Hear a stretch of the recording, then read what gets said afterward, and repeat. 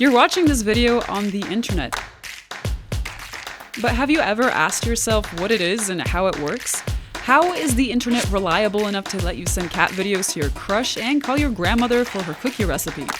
Let's break it down.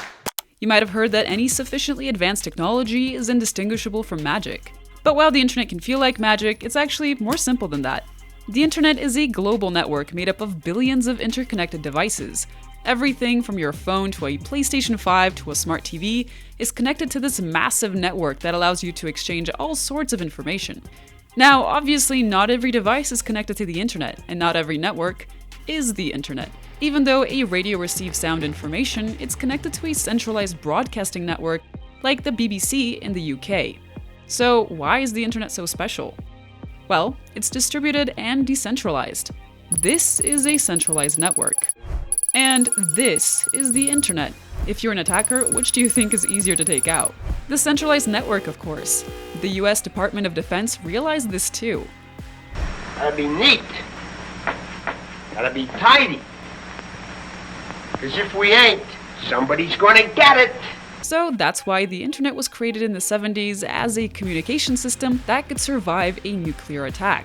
Even if you destroy one part of the network, the entire thing won't be deactivated.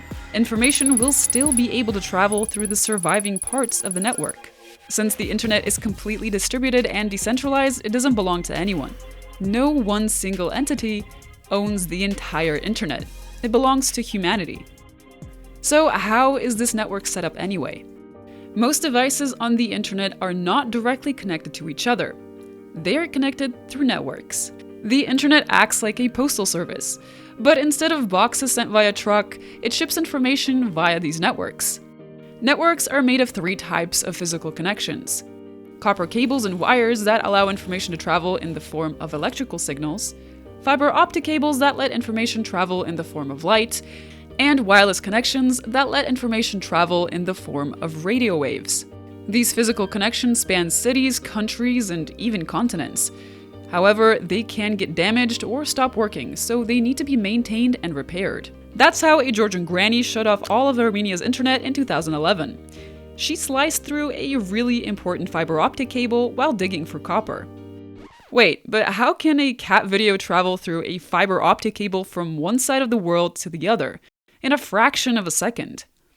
Videos, text messages, images, and songs are all information in different formats. Your device can store some of this information, like your cat video.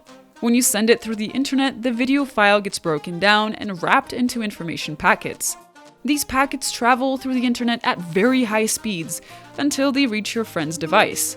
When it has all of the information packets, the video is reassembled, and your friend can finally watch your cat get scared of a cucumber. The whole system is highly reliable and incredibly fast. In part, this is thanks to computers. Machines are faster than humans at repetitive tasks, and they make fewer mistakes. It's also thanks to a set of rules and standards known as the Internet Protocol. These rules guarantee speed and reliability. With the Internet Protocol, information packets know where they come from, where they need to get to, and the best route to avoid congestion. They seem a little bit more in touch with themselves than most people are, actually.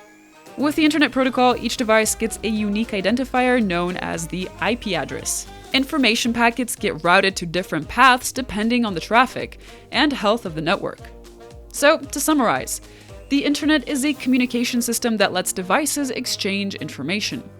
Information is broken down into packets that travel through a network of physical connections. The Internet Protocol tells machines how to talk to each other for high speed and reliability, and how information packets should travel. Of course, the internet isn't just cat videos. There are billions of information packets flying around the globe every single second, and a lot of it is thanks to the largest application on the internet, the World Wide Web. But more on that in our next video. And if you're interested in tech and coding, check out solarn.com for our free bite-sized lessons.